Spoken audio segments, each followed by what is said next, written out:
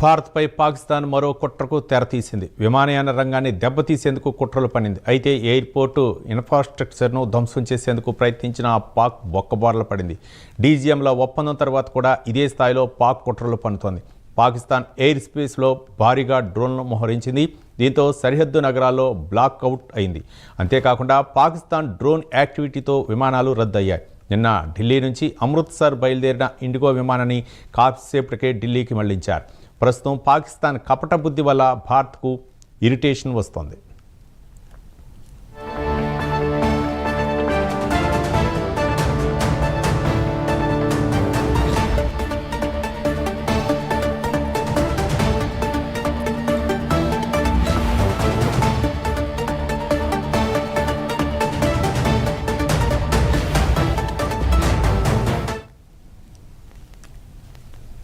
పాకిస్తాన్ తన వక్రబుద్ధిని కంటిన్యూ చేస్తూనే ఉంది. మరోపక్క డ్రోన్ల ప్రయోగం చేస్తూనే ఉంది. దీనిపై మరిన్ని వివరాలు మా కరస్పాండెంట్ కుమార్ మరిన్ని వివరాలు అందిస్తారు. కుమార్, జమ్మూ కాశ్మీర్లోని జరిగిన పెహల్గాం ఉగ్రదాడికి సంబంధించి భారతదేశం దానికి ప్రతీకారం తీర్చుకుంది.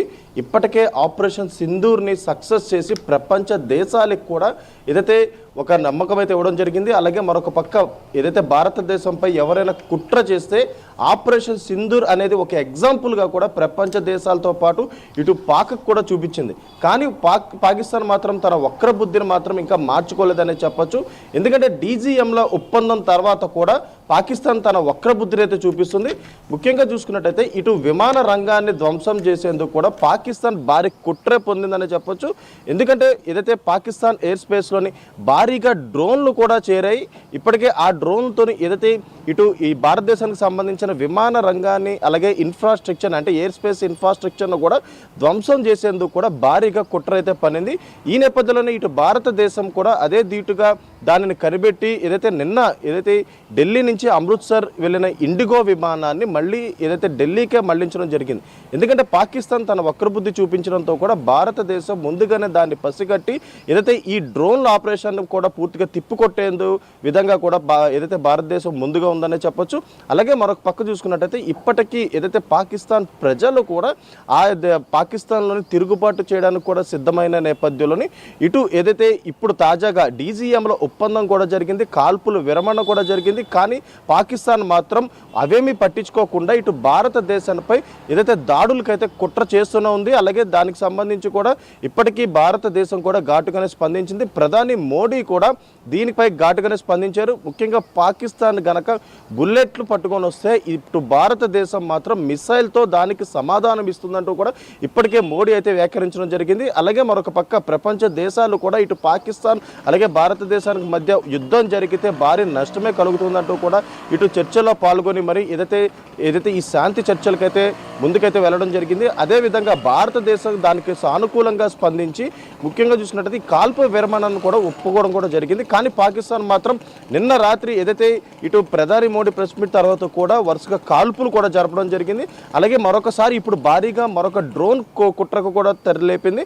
ముఖ్యంగా డ్రోన్ ద్వారా ఏదైతే ఇండియన్ ఎయిర్ప్లేన్ అంటే ఎయిర్పోర్ట్కి సంబంధించి ఇన్ఫ్రాస్ట్రక్చర్ కావచ్చు, విమాన రంగానికి సంబంధించి పూర్తిగా దెబ్బతీసే విధంగా అయితే ఒక భారీ కుట్రే పనింది. దాన్ని ఇప్పుడు భారతదేశం కూడా తిరిగి కొట్టడం జరిగింది. ఎందుకంటే ఆపరేషన్ సింధూర్ ఎలా సక్సెస్ అయిందో మనం చూసాం. ఆపరేషన్ సింధూర్తోని పాకిస్తాన్కి ఒక గుణపాఠం చెప్పినట్టు అయింది. ఎందుకంటే ఆపరేషన్ సింధూర్లోని ప్రతి ఫేజ్లో కూడా పాకిస్తాన్ ఓడిపోతూ వచ్చింది. ప్రతి చోట కూడా పాకిస్తాన్ ఏదైతే భారతదేశం తీసిన దెబ్బకు విలువలాడిందని చెప్పొచ్చు. అలాగే మరొక పక్క ఇటు ఇండియాని ఏమీ చేయలేక ఒక ఫేక్ న్యూస్ ద్వారా ఇటు ఏదైతే ఇండియాపై దాడులు చేసాం, ఇండియాపై సక్సెస్ సాధించామనే విధంగా ఫేక్ న్యూస్లు కూడా ప్రచారం చేసింది. కానీ ఇటు భారతదేశం మాత్రం ఆపరేషన్ సింధూర్తోని ప్రపంచ దేశాలతో పాటు ఇటు పాకిస్తాన్కు కూడా ఏదైతే ఒక గుణపాఠం చెప్పిందనే చెప్పొచ్చు. ఎందుకంటే భారతదేశంపై ఎవరైనా కుట్ర పన్నితే దాన్ని ఏ విధంగా భారతదేశం తిప్పు కొడుతుందనే దానిపై పూర్తిగా స్పష్టత అయితే ఉంది.